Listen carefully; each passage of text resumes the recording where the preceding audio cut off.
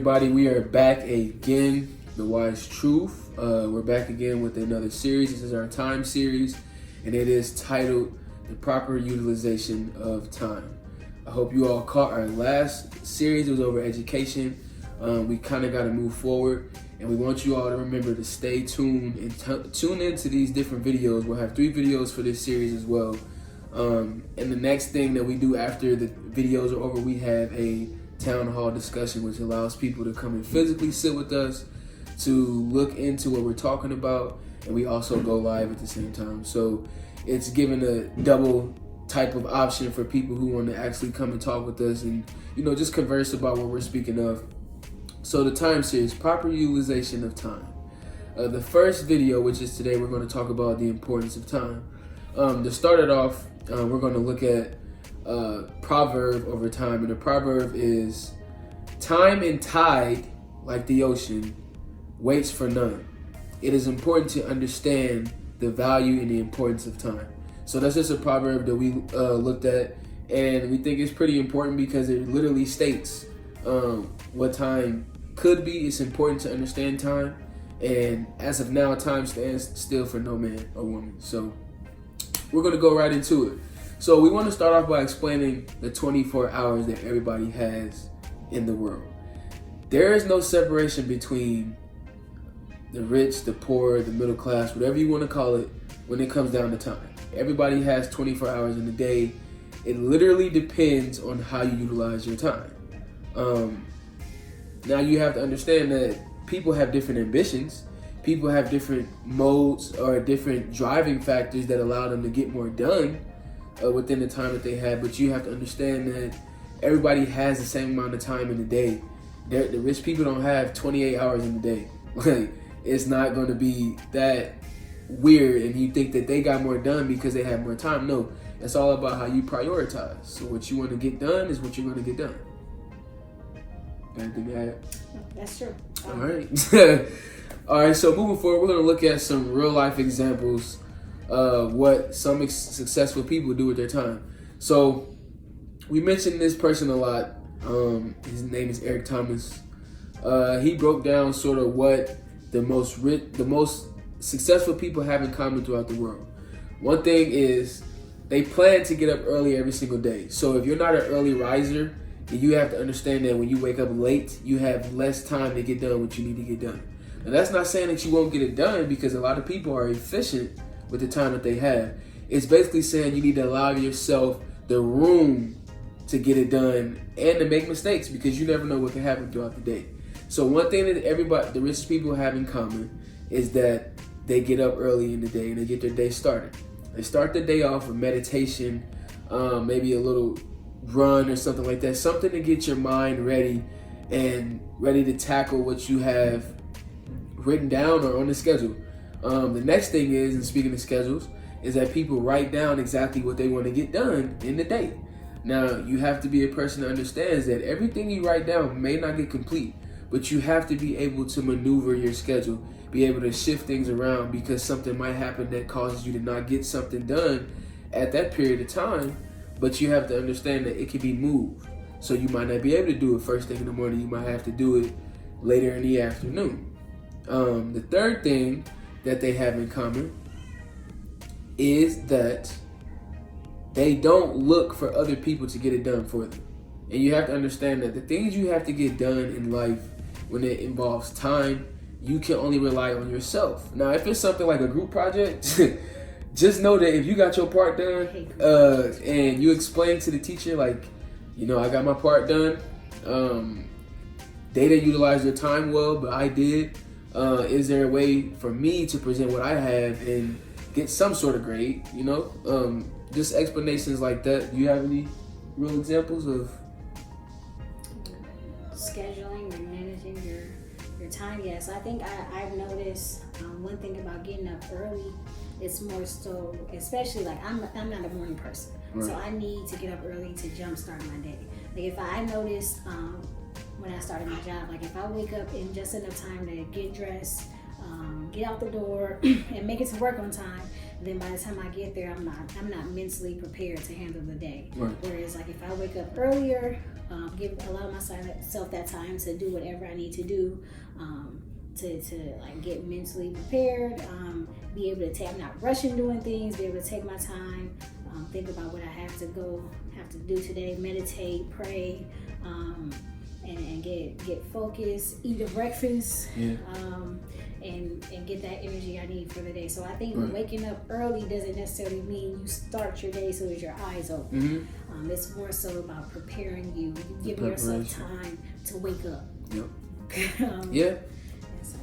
Yeah, everything we do requires time, and people will see that. If you don't understand that, then you're a person who probably don't understand the importance of time. Everything we do requires a duration of time or a specific amount of energy that you have to give to that specific amount of time. We want to throw a fun fact out there about how sleep is correlated with time, but in a nutshell, health is correlated with both of those. So we found that when you're eating the proper stuff, you're giving your body the nourishment it needs, you are going to require less sleep. And we'll go into detail about what some of those things are and how they relate to it. But you're going to require less sleep, which will give you more time to get things done. Now you got to understand that when you have less sleep, at that point it's not called sleep, it's called rest. There are some people in the world who only require a few hours of sleep and they're able to get things done and they have all the energy they need. But there are also people in the world who sleep for 8 hours plus and they wake up still feeling tired. You have to look at what you're putting in your body, what you're consuming.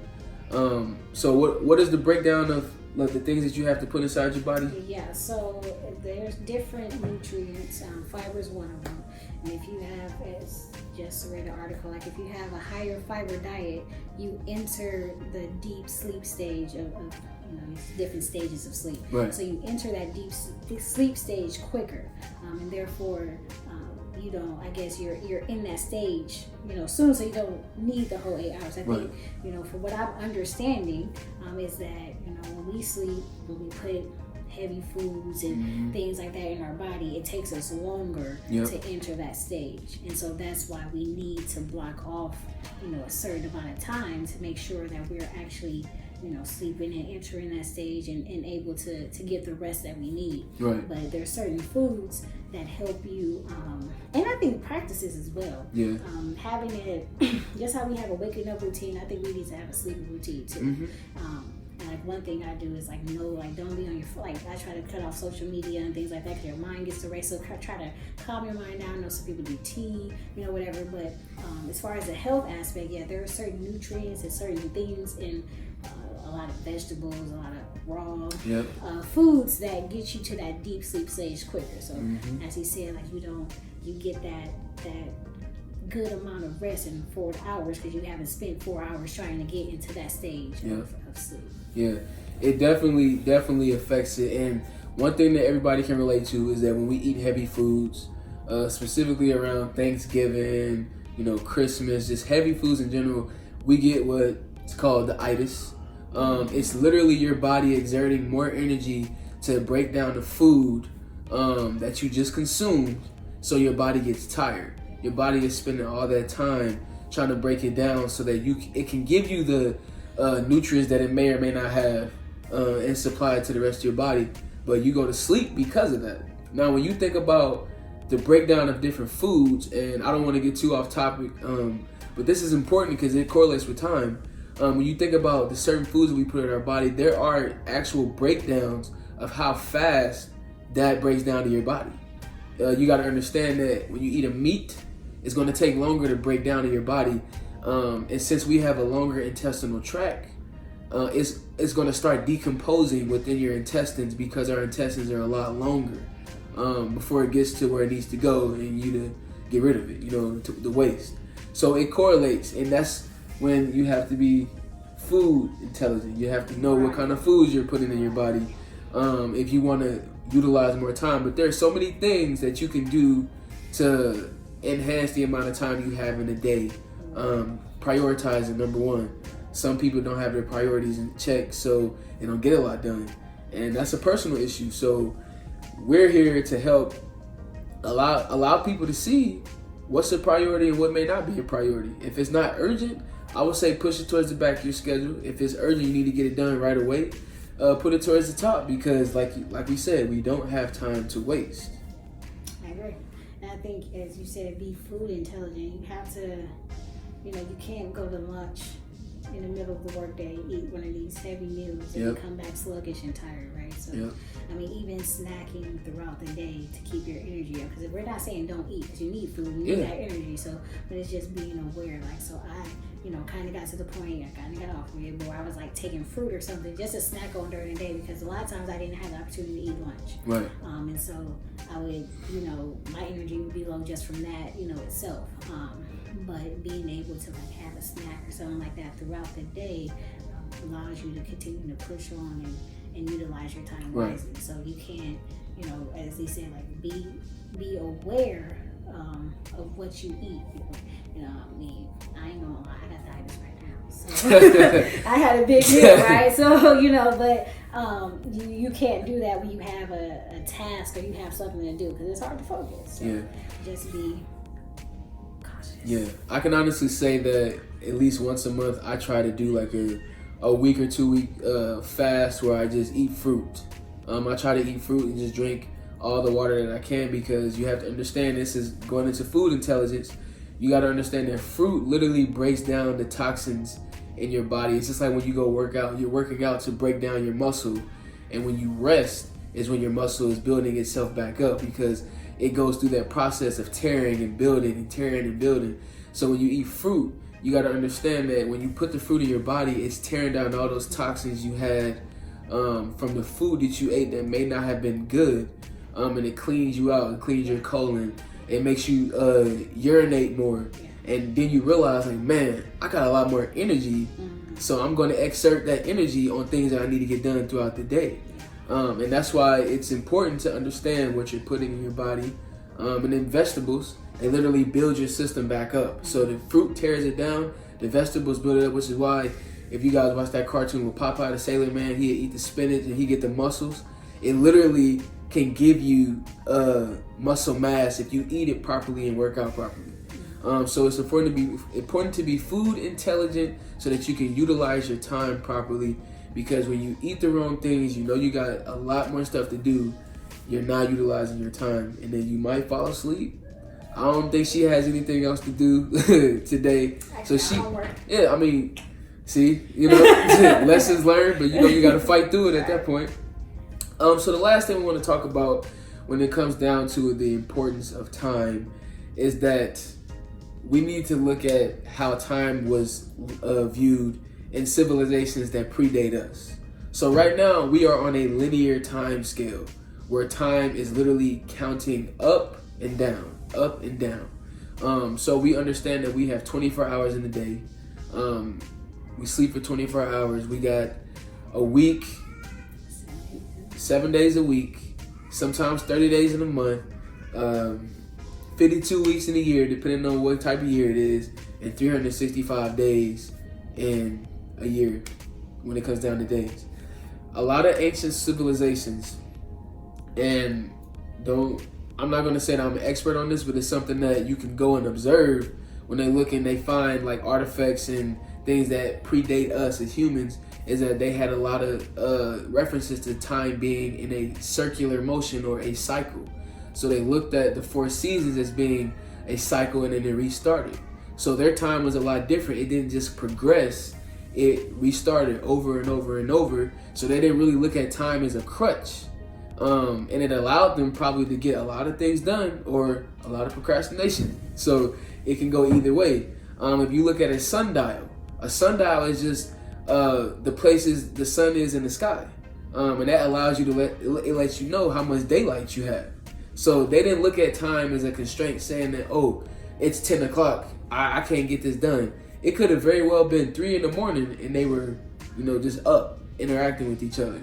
So time was circular, and that's just a little known fact that people probably don't understand when it comes down to time. But now time is on a linear scale, and it goes up and down.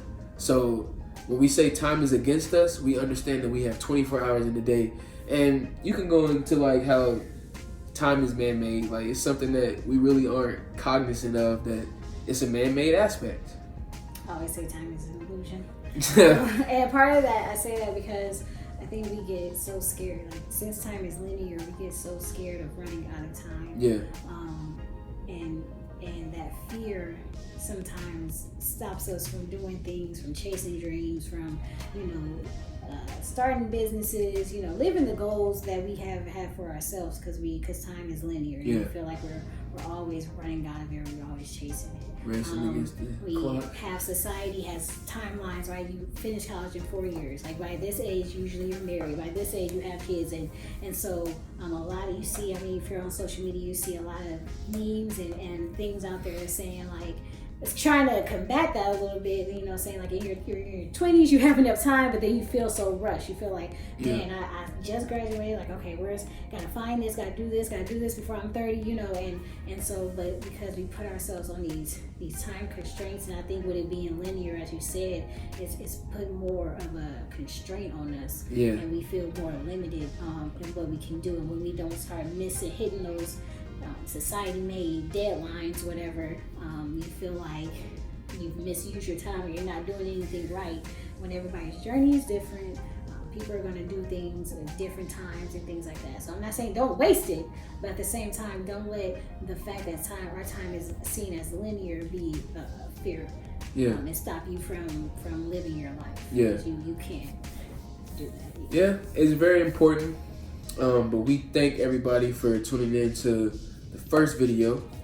Tune into the second video. We're going more into time and the things that involve time. So thank you all.